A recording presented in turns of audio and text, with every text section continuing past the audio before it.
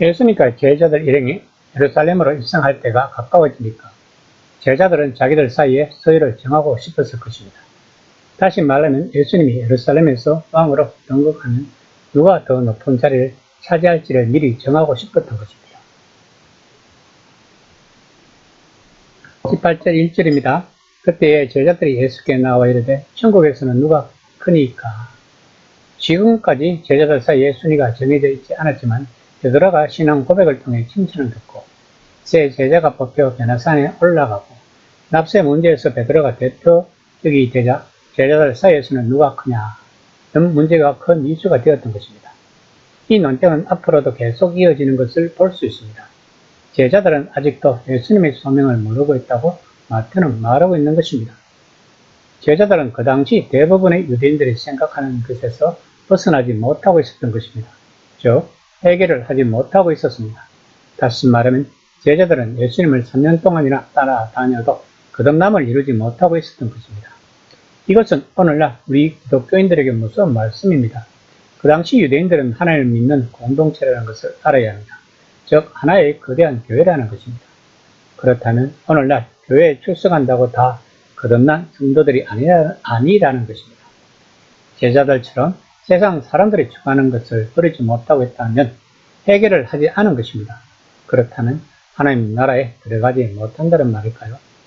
실망할 필요가 없습니다. 아직 시간이 충분하니까요. 그러므로 성경 말씀이 무엇을 말하고 있는지를 우리들은 잘 알고 따라가야 할 것입니다. 제자들에 대한 예수님의 대답은 하나님 나라는 어린아이들처럼 되지 않으면 들어갈 수 없다고 하십니다. 18절 3에서 4절입니다. 이르시되 진실로 너희에게 이르노니 너희가 돌이켜 어린아이들과 같이 되지 않으면 결단코 천국에 들어가지 못하리라. 그러므로 누구든지 이 어린아이와 같이 자기를 낮추는 사람이 천국에서 큰 자니라. 고대 사회에서의 어린아이들의 지위는 매우 열악했다고 합니다. 아이들은 사춘기가 될 때까지는 반쪽짜리 인간으로 여겨지는 경우가 많았다고 합니다. 특히 여자아이들은 더 순환을 당했다고 합니다. 갓 태어난 여자아이는 벌어지는 경우가 많았다고 합니다. 신약이 기록된 헬라어를 포함하여 일부 언어에는 아이를 일컫는 단어가 남성도 여성도 아닌 중성인 경우가 들어있는데 이러한 사실은 아이는 남자도 여자도 아닌 물건으로 취급되었다는 뜻이기 때문입니다. 본문에 나오는 아이는 남자인지 여자인지는 알 수 없습니다. 왜냐하면 2절에 나오는 아이라는 헬라어의 원어가 중성이기 때문입니다. 그러면 왜 예수님은 하나님 나라의 모습을 보여주는 가장 분명한 이정표는 사람이 생각할 수 있는 가장 연약하고 취약하고 작은 인간이라고 말씀하실까요? 아마도 제자들은 영웅 같은 사람들이 하나님 나라에서 큰 사람일 거라고 생각했을 것입니다. 제자들은 과거의 영웅들에 대해 알고 있었을 것입니다. 그 영웅들은 믿음과 소망과 더불어 군인으로서의 용기와 또한 전투에서의 승리가 그러한 사람들의 중요한 자질이라고 생각했을 것입니다. 그런데 예수님은 어린 아이를 택하셨습니다. 수줍어하고 연약하며 아직은 자아가 불안정하지만 사랑받고 사랑하고 배우고 성장할 준비가 되어 있는 것이 아이들입니다. 큰 사람은 바로 이런 사람이라고 예수님은 말씀하십니다. 그 당시 사람들에게 연약함과 취약함은 부끄러운 것이 아니라고 생각하기가 쉽지가 않을 것입니다. 그러나 하나님 나라에서는 겸손이 중요하다는 것입니다. 왜냐하면 하나님의 세상에서 교만과 오만은 그 어느 것보다도 인간의 삶을 왜곡하고 파괴하기 때문입니다. 그러면서 예수님은 누구든지 내 이름으로 이런 어린아이 하나를 영접하면 곧 나를 영접하는 거라고 5절에서 말씀하십니다. 18장 6에서 7절입니다. 누구든지 나를 믿는 이 작은 자 중 하나를 실족하게 하면 차라리 연자 맷돌이 그 목에 달려서 깊은 바다에 빠뜨려지는 것이 나으리라. 실족하게 하는 일들이 있음으로 말미암아 세상에 화가 있도다. 실족하게 하는 일이 없을 수는 없으나 실족하게 하는 그 사람에게는 화가 있도다. 예수님은 자신을 따르는 사람들이 이 교훈을 배우는 데만 관심을 두지 않습니다.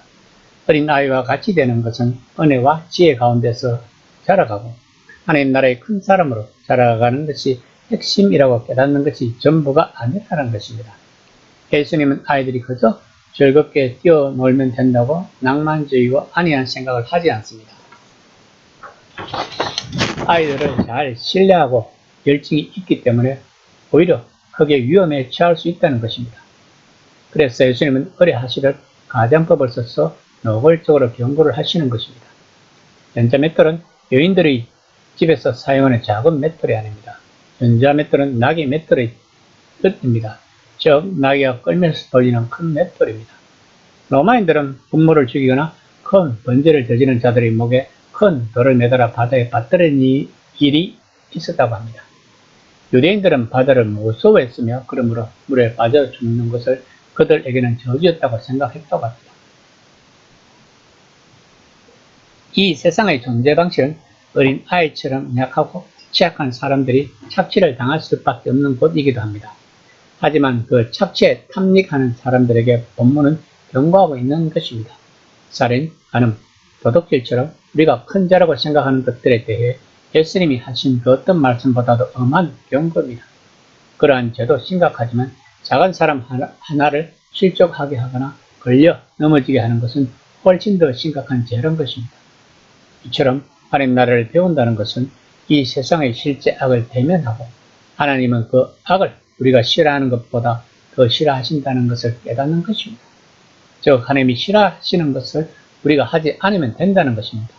이처럼 성경 말씀은 하나님 나라에 들어갈 수 있는 자격을 보여주는 지침서인 것입니다. 이런 지침서를 잘 이해하고 하나님의 뜻을 찾아가는 긴 여정이 신앙 생활인 것입니다. 또한 이것을 추구하는 것이 영성입니다.